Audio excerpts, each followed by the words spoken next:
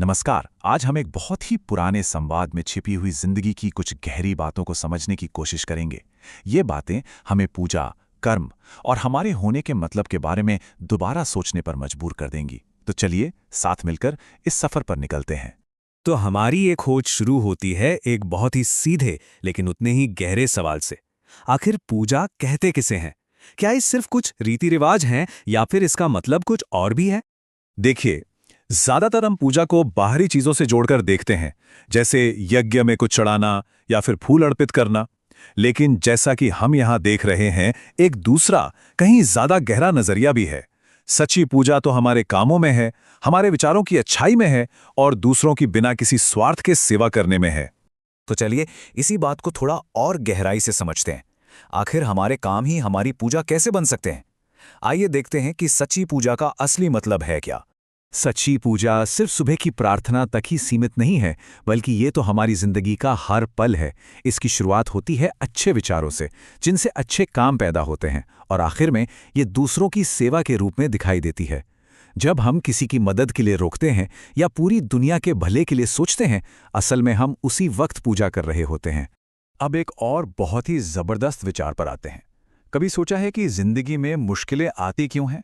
शायद वो हमें तोड़ने के लिए नहीं, बल्कि हमें कुछ बनाने के लिए आती हैं। सोचिए, ये कितनी बड़ी बात है। जैसे सोने को आग में तपाकर ही उसे शुद्ध बनाया जाता है, ठीक वैसे ही मुश्किलें हमारे अंदर की अच्छाई को निखारती हैं और हमारी छुपी हुई ताकत को बाहर लाती हैं। तो मुश्किलें कोई सजा नहीं हैं, बल्कि ये तो खुद को और बेहतर जानने का एक मौका है। तो ये जो खुद को पहचानने का सफर है, ये काम कैसे करता है? इसकी शुरुआत होती है मुश्किलों का सामना करने से। यही सामना हमारे अंदर सोई हुई समझ को जगाता है और फिर हमें अपनी असली ताकत का एहसास होता है। ये मुश्किलों से मजबूती तक का सफर है। अच्छा, लीडरशिप के बारे में क्या? जो लोग सत्ता में हैं उनके लिए क्या सबक है? चलिए न्याय और निष्पक्षता के संतुलन को समझते हैं। यहाँ एक शासक का उदाहरण हमें एक बहुत बड़ा सबक सिखाता है।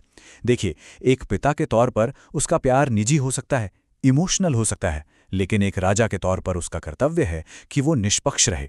सच्चा न्याय तभी होता है जब कोई अपनी निजी भावनाओं से ऊपर उठकर सबके साथ एक जैसा व्यवहार करे। मतलब साफ है, एक सच्चे लीडर के लिए उसके परिवार और उसकी प्रजा में कोई फर्क नहीं होना चाहिए। न्याय तभी हो सकता है जब हर किसी को एक ही नजर से देखा जाए, बिना किसी भेदभाव के। अब हम आते हैं कर्म और संगत के दो बहुत ही पावरफुल प्रिंसिपल्स पे। हमारे काम और हमारे साथी हमारी जिंदगी को कैसे बनाते या बिगाड़ते हैं। चलिए देखते हैं। कर्म के बारे में ये चेतावनी कितनी साफ है ना? हमारे हर काम का, चाहे वो अच्छा हो या बुरा, नतीजा जरूर मिलता है। तो किसी को तकलीफ पहुंचाने से पहले एक पल रुककर सोचना चाहिए, क्या हम वैसा ही दर्द सहने को तैयार हैं? संगत का असर समझाने के लिए ये फूलों का उदाहरण तो कमाल का है। सोचिए, एक ही डाली पर दो फूल खिले हैं, लेकिन उनकी किस्मत अलग अलग हो जाती है। एक फूल भगवान के चरणों में चढ़कर सम्मान पाता है, तो दूसरा किसी चिता पर चढ़कर त्याग दिया जाता है। ये हमें याद दिलाता है कि हम किन लोगों के साथ रहते हैं, हमारा माहौल कैसा है, ये हमारी किस्मत तय करने में बहुत बड़ा रोल निभाता है। तो अब हम पहुंचते हैं इस पूरी चर्चा के दिल में। इन सारी बातों के बाद आखिर जिंदगी का असली मतलब क्या है? चलिए कुछ बुनियादी परिभाषाओं को समझते हैं। आइए जिंदगी के कुछ सबसे जरूरी हिस्सों को समझने की कोशिश करते हैं।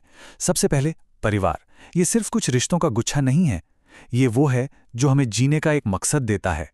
और फिर परिवार का यही आइडिया और बड़ा हो जाता है। ये पूरी दुनिया ही एक बड़ा परिवार बन जाती है, जिसे हम वसुधैव कुटुंबकम कहते हैं। उसका असली मतलब यही है, ये एहसास कि हम सब एक दूसरे से जुड़े हुए हैं। और ये बात हमें वापस वही ले आती है जहां से हमने शुरुआत की थी। कर्म यानी हमारे काम, वही हमारी सच्ची पूजा है। ये सिर्फ एक जिम्मेदारी नहीं, बल्कि जिंदगी का सबसे बड़ा आदर्श है, सबसे बड़ा यज्ञ है। और आखिर में जीवन। खुद जीवन क्या है?